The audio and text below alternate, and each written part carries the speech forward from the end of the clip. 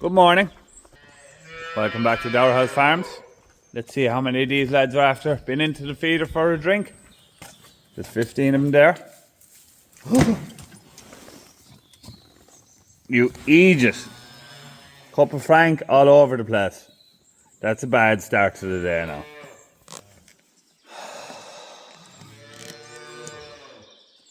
Right, we'll start again. Welcome to Dower House Farms. We're a beef and crops farm. We spill their coffee all over the place every morning. Well, I put it now that it won't spill. Up there. Lucky safe, right. How many days do I have to drink? Go into this. So there's none entitled.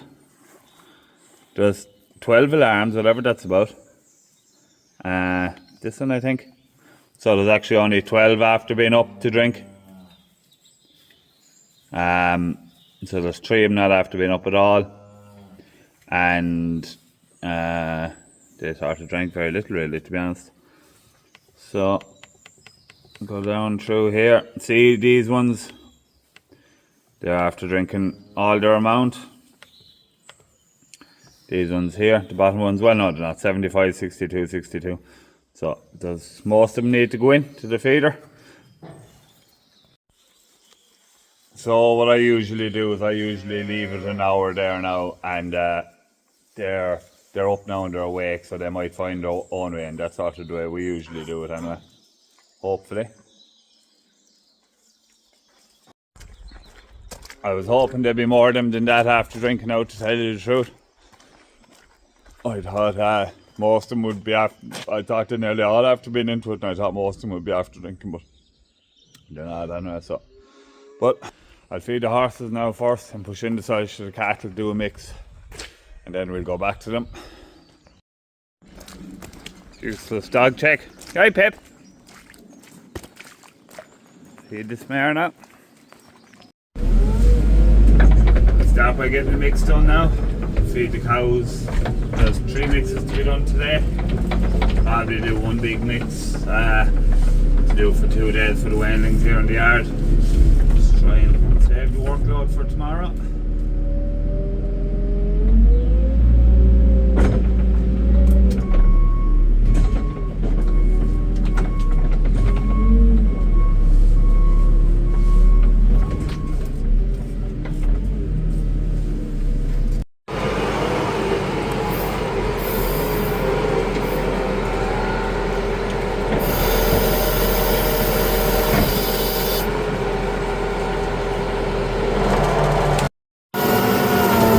Cows fed now, and the next mix, we'll do a mix of the weanlings here in the yard. I've glass mixing there now, so we'll get these boys into the feeder. See if there's any more of them after going on it.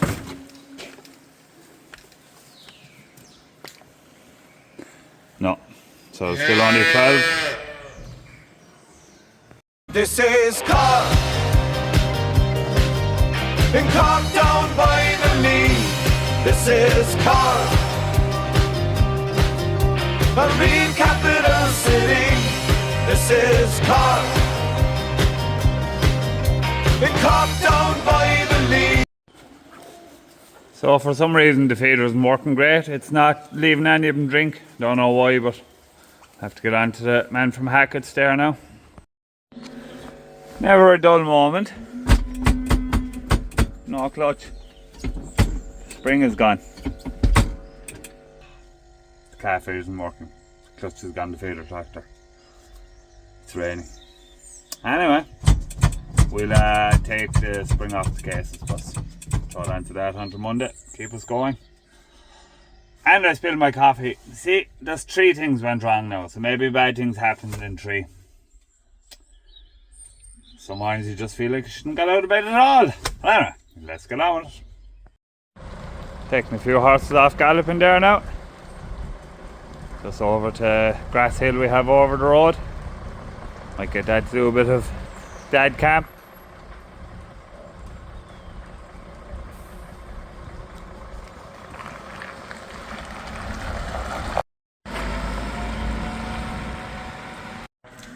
There's serious ingenuity going on here today. So That's diagonal barrier was here and that gate was over there, and so we weren't using the barrier there, so we swapped them around. Now we can turn around the hangers and so on and so forth. We had to change some of the hangers on the pole over there.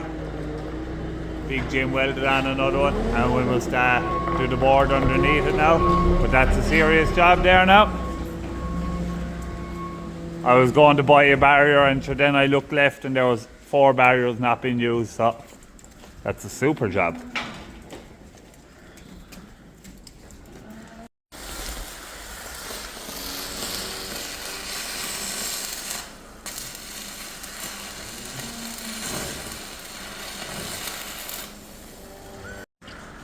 So we turned this upside down. It was like down there, but that was for the barriers, so the spacing on the hangers of the barriers is different, so we just turned it up. We left that bolt the same, put one spot of welding it up there now, and Bob's your uncle, and away we go.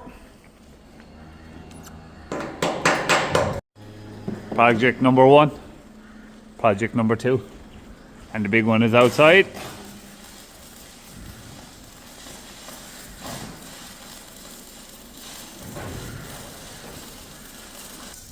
Right, I better go shift some cattle. Shifting them into the shed is what I should be doing. Anyway, we'll leave them out for another day or two. We'll plough the place properly before we put them in. I know I want. Yeah, there's a possibility now they may have to go back in because the weather is absolutely brutal for the weekend, or the week. Now brutal. But look, that might change. We might get away with it, hopefully. We'll go and get him shifted now. I didn't see him since yesterday morning, so I hope they haven't too much damage done to the field. You'll have a fair idea if I show you now me moving him. It's not too bad. If the field is wrecked, if you don't see me moving him, you can just take it that the field is less than ideal. Not too bad. Come on, boys.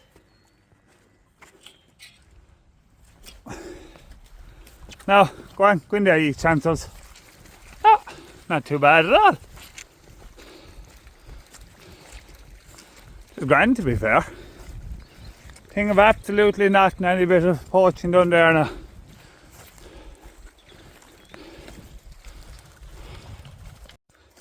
This is a hilly old field. Just any time we're moving cattle out of hilly fields, we always like to have a bit of a look around. Never. Like they'll always be. They'll never be at in there, but there is one field up in another farm where we're moving cattle out of it last year. We're bringing them down to the yard. And Fong was on the quad, he brought them down and he hunted them in, and for some reason he said he just turned around. I said, God, he better go back and check that he has them all. And there actually was one down. I don't even know if there's anything wrong with him. I think it's actually the Belgium, not the Belgian Blue, the Speckled Park fella. Is he here? No, he's at home in the shed. The fella that has the sunburn, or for this, not sunburn anyway in this weather, for the want of a better word, whatever it's called. I think it was that fella that was thrown down, and we got him up and we got the vet him and he's fine. But yeah, so you'd never say never. As Dad always says, if it can happen, it will happen. So always keep that in the back of your mind. I don't see anything here anyway. Graze outs are beautiful. This spring grazing crack is a piece of cake. Now I know some fellas will say that field is destroyed. That field is 100% not destroyed.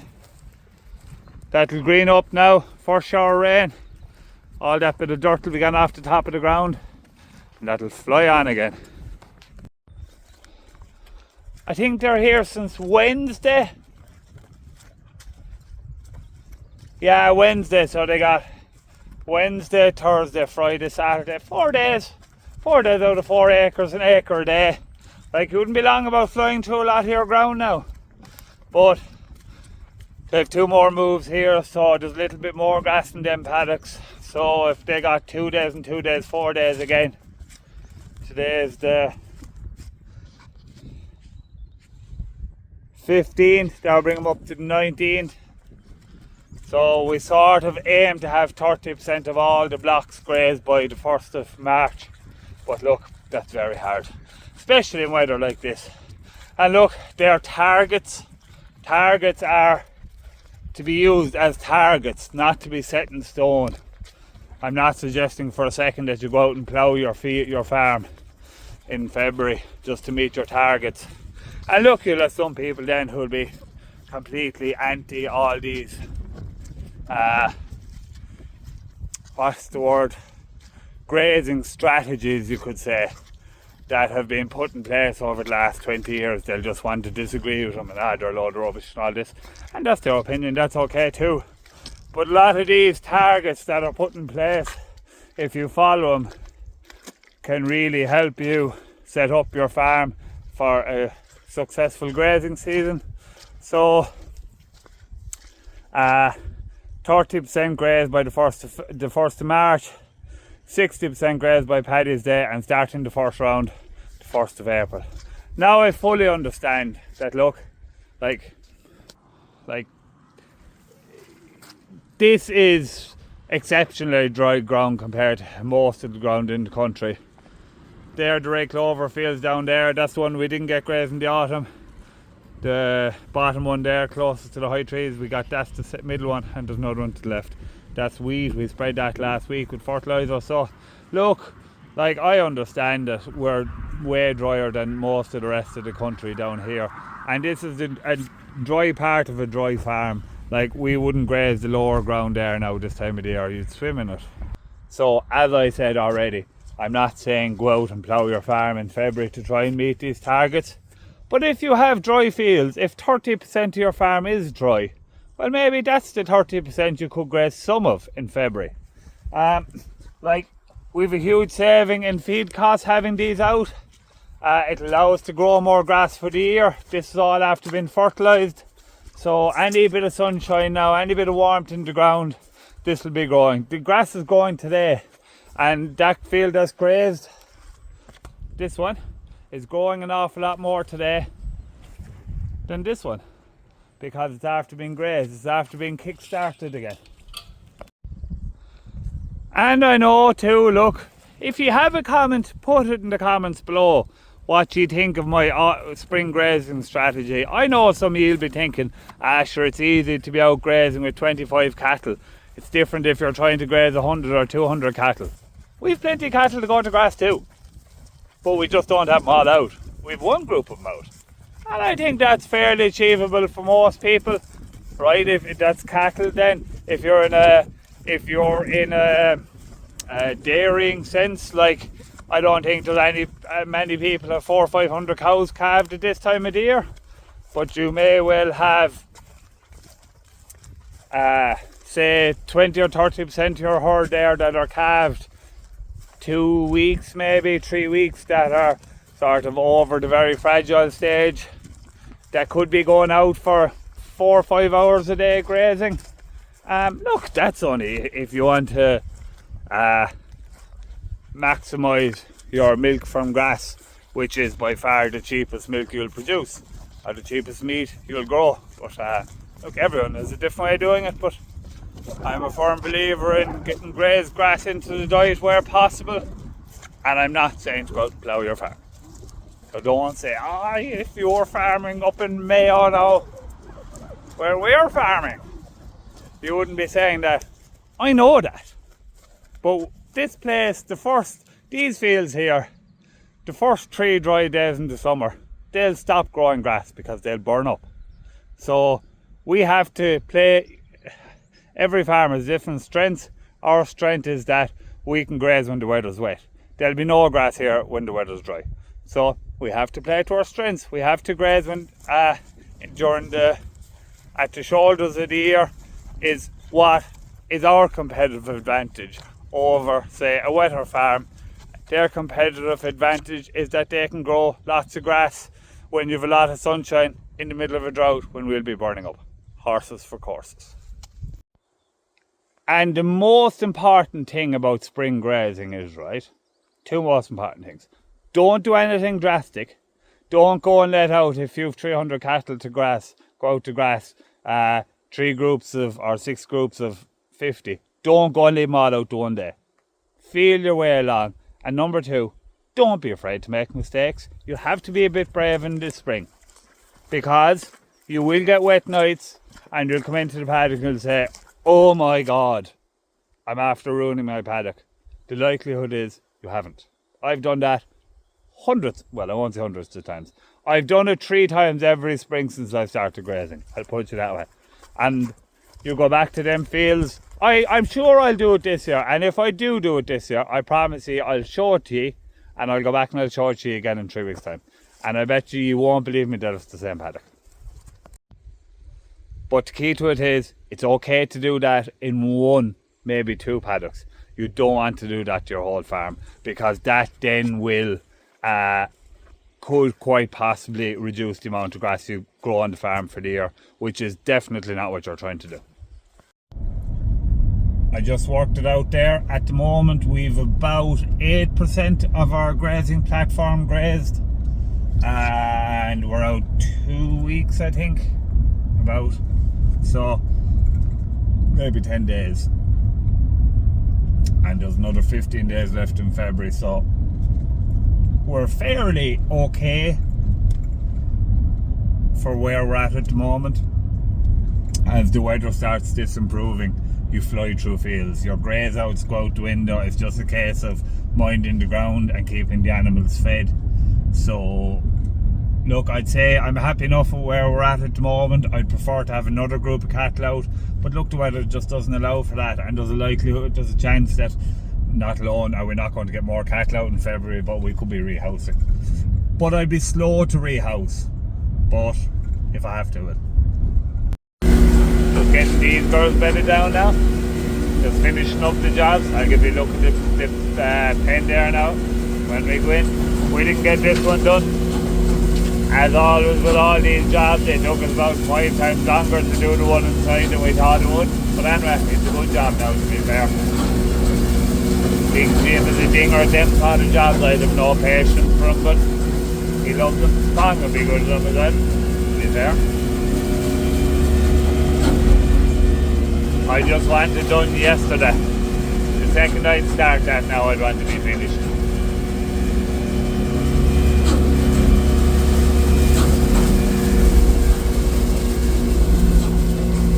Nice big bed of straw now, keep them nice and cozy for the night. To be honest, there's 1 or 2 cows here that weren't doing above. Obviously they were in a bigger group, so they're in a much smaller group. That white one there now especially, they weren't doing above, and they're down there with 5 or 6 days, and she'll have to turn inside out. The smaller group, and just probably a bit more space, a bit less competition for feed and things. She's loving life. Put some beef chopping there now, while I'll just go up and have a check around the calves. Chop for the morning, save me 10 minutes.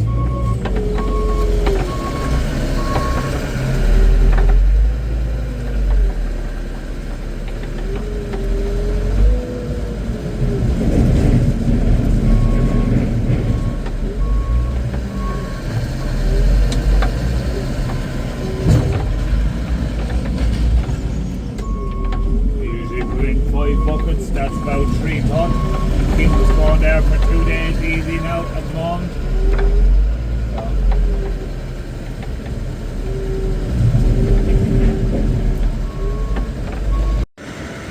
So this is the new pen.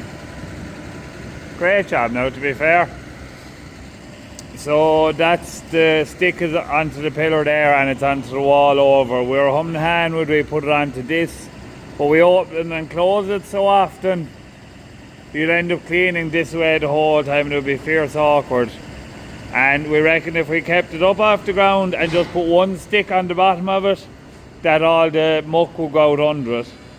So this is what we came up with. They can step over, we can just open out the gate, they can step over it.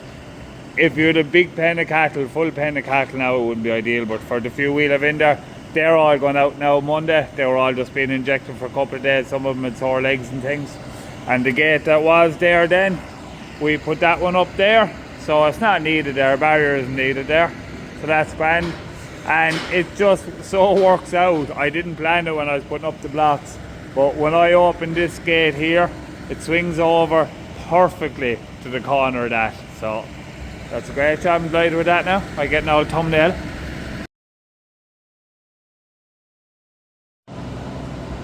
That used to be straight.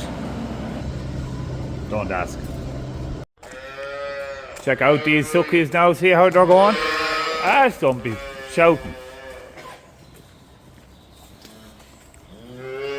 See how many of them are due to drink?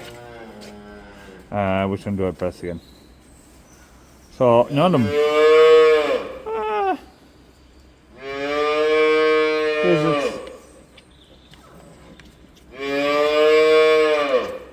There's none entitled.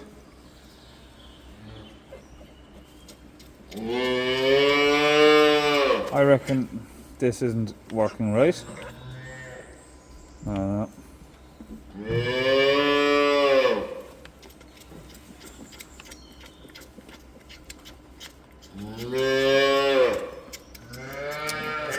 And he's drank how many? He's only drank 1.8 litres today. This is 3 feed days. One. When will he be due feed again, I wonder? Oh, 91, yeah, 2 litres. Yeah, maybe he's after his 4 litres. Yeah, maybe so, yeah, maybe he's not due a drink again now for another few hours. They get, like, it works on 12-hour slots, I think, so.